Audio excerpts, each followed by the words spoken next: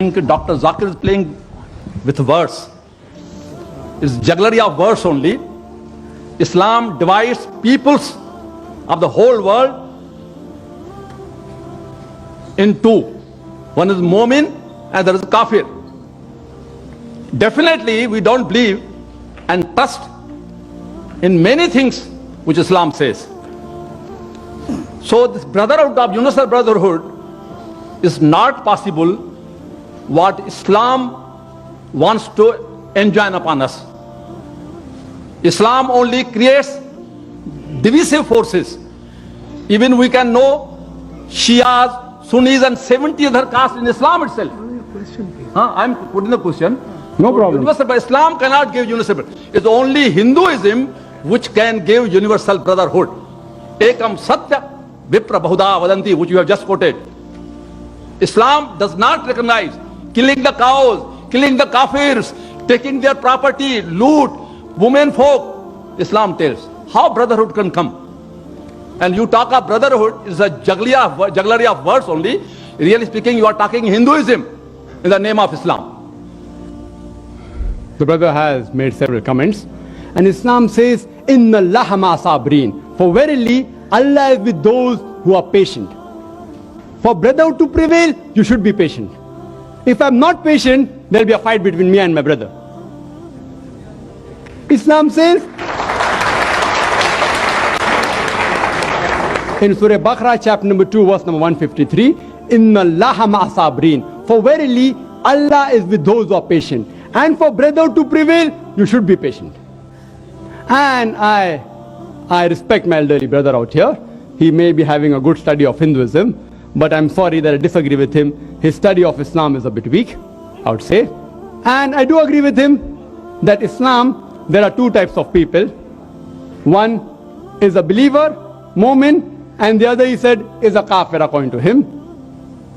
In every religion, there are two types of people. Even in Hinduism, a Hindu and a non-Hindu. In Christianity, Christian and non-Christian. In Judaism, a Jew and a non-Jew. In Islam, a Muslim and non-Muslim. So where does Islam differ? And I'm not here to criticize Hinduism. I'm not here to criticize Hinduism. But since you are a learned speaker, I would like to speak on Hinduism because I am a student of comparative studies. I've read the Vedas, I've read the Upanishads. But if just for a small comment, according to the Vedas, it mentioned that the humankind has been created from four parts of Almighty God. From the head, it is the Brahmin. From the chest is the Kshatriyas. From the thigh is the Vaishyas, the business class. And from the feet is the Shudra, caste system. I'm not here to comment on these, brother. I wouldn't like to. I wouldn't like to hurt the feelings of my Hindu brother. Islam doesn't agree with that. I didn't comment on those things. I didn't criticize any religion. I didn't criticize any religion. I didn't say that this religion is wrong. But you, if you know your Veda very well, you should testify to the audience. Doesn't the Veda say that from the head you have the Brahmins, from the chest you have the Kshatriya, from the thighs you have the Vaishya, the business class, learned class, warrior class, business class, Shudras. The Shudras are supposed to be downtrodden. And there are books written by Dr. Ambedkar. I don't want to go into the details, brother. Hinduism I have learned very well. I respect many aspects of Hinduism. Certain aspects I don't agree. I have to say because they have forced me to say. Quran says in Surah Anam chapter 6 verse 108, revile not those who worship God besides Allah, lest in their ignorance they will revile Allah subhanahu wa ta'ala. What I spoke is the positive aspect of Hinduism. That is, they believe in the concept of one God. Regarding a question that, the Muslims, they keep on killing people, they keep on killing cow, you said, correct? You said that. See, every allegation requires an answer. The time doesn't permit. I'll just pick up a few. Any other, you can come next and ask. I'm here to clarify the misconception. It's my pleasure. Only if I clarify the misconception will the person understand Islam better. Therefore, in our sessions, we always have a question and session. And we welcome. When anyone criticizes us, I love it. Or more a person criticizes and more is logically convinced, will he understand Islam better? That's what I do. Islam said, spread the message of truth. with hikmah. The Quran says in Surah Nahl chapter 16 verse 125, "Udu ila sabili rabbika bil hikmah wal maw'izatil hasana wajadilhum billati ahsan." That is, invite all the way of thy Lord with wisdom and beautiful preaching, and argue with them and reason with them in the ways that are best and most gracious. Regarding the concept of can we have non-veg, talking about killing cows, etc. And there are many non-Muslims who say, you Muslims, you all are ruthless people, you all kill animals. Just for your information, brother, a Muslim can be a very good Muslim even by being a pure vegetarian. It's not compulsory that he should have non-veg to be a good Muslim. But since the Quran says in several places, you can have the cattle, why we shouldn't have? The Quran says in Surah Ma'idah chapter number 5 verse number 1, it says that, Ya ayyuhalladhina amanu, O you believe, fulfill all your obligations, and lawful for you are all four-footed animal with the exception named.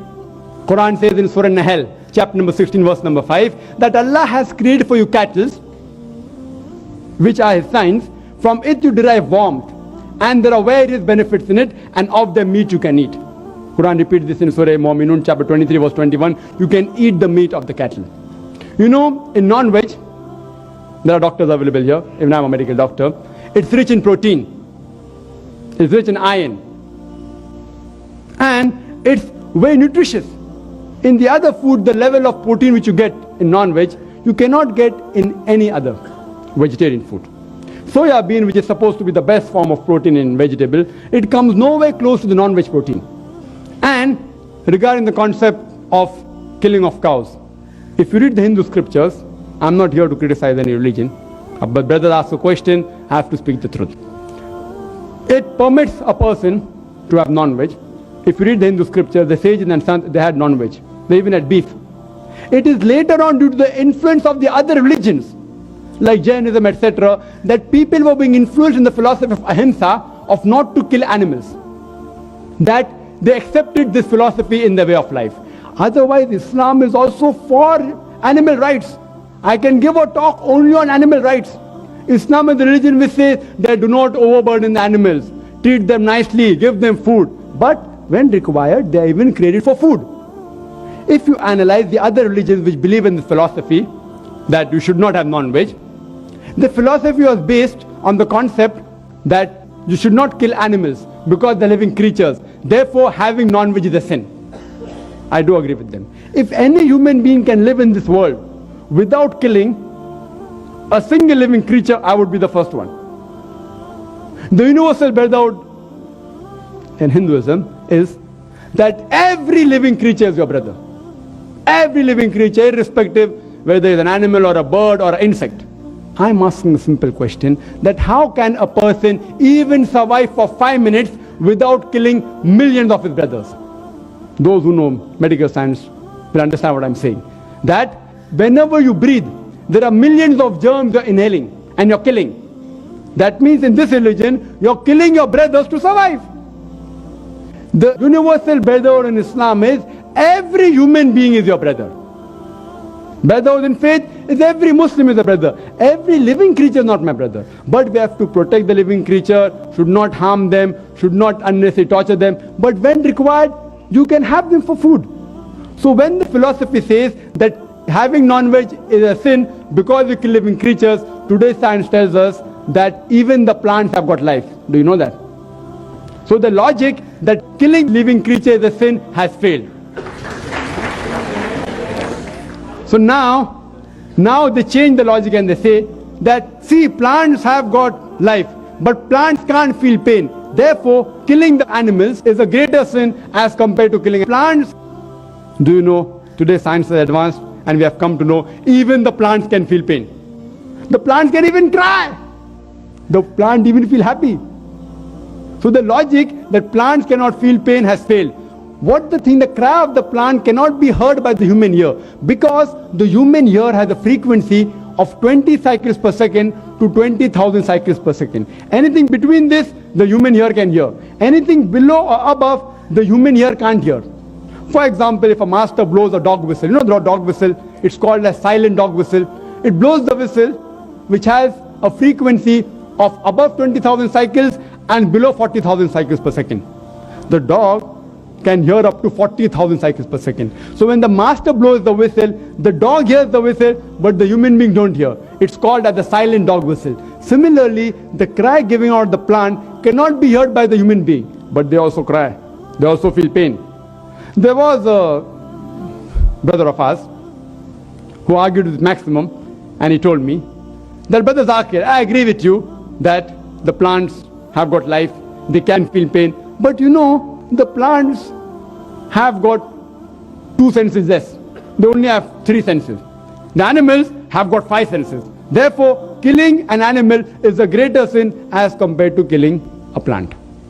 So I told him, brother, suppose you have a younger brother who is born deaf and dumb, 2 senses less. After he grows up, if someone goes and kills him, will you tell the judge, oh my Lord, give the murderer less punishment because my brother had 2 senses less? Will you say that? You will say, may Lord give him double punishment because he killed a person who was innocent. So in Islam, the logic doesn't work like that, 2 senses or 3 senses. Islam says in Surah Baqarah chapter 2 verse 168, eat of the good things that we have provided for you. That means whatever is good and lawful, you can have.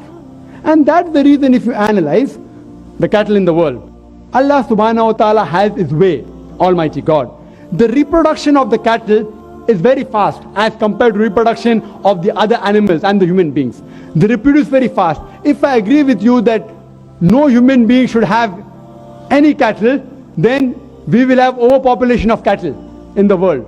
And regarding killing of cows, there's a book written by Maulana Abdul Karim Parekh, Gaw Hatya, cow slaughter, who is to blame? And we analyze the people that deal in leather of cows, more non-Muslim than Muslims. Leather, the gents, they deal in that. So the people who are responsible to benefit from the cow slaughter are not the Muslims, the more of them are non-Muslims. So if you know history well and if you know logic also well, you'll understand that Allah says, eat of the good things we have provided for you. If you can have, there's no problem. And besides that, if you analyze the set of teeth of the herbivorous animal, the cow, the goat, the sheep, they only have vegetables. They have a flat set of teeth. If you analyze the set of teeth of the carnivorous animal, the lion, the tiger, the leopard, they have got sharp pointed teeth. They can only have non-veg. If you analyze the set of teeth of the human beings, if you go in the mirror and look at your teeth, we have pointed teeth as well as flat teeth.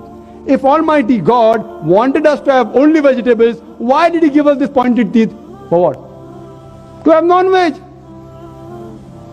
If you analyze the digestive system of the herbivorous animal, the cow, the goat, the sheep, they have digestive system which can only digest vegetables. The digestive system of the carnivorous animal, the lion, the tiger, the leopard, they can only digest non-veg. The digestive system of the human beings can digest both non-veg and veg. If Almighty God wanted us to have only vegetables, why did He give us a digestive system that can digest both veg and non-veg? So scientifically, if we analyze, Almighty God wanted us to have both veg as well as non-veg. Hope that answers the question. One misconception at a time so that I can do justice to each of the misconceptions.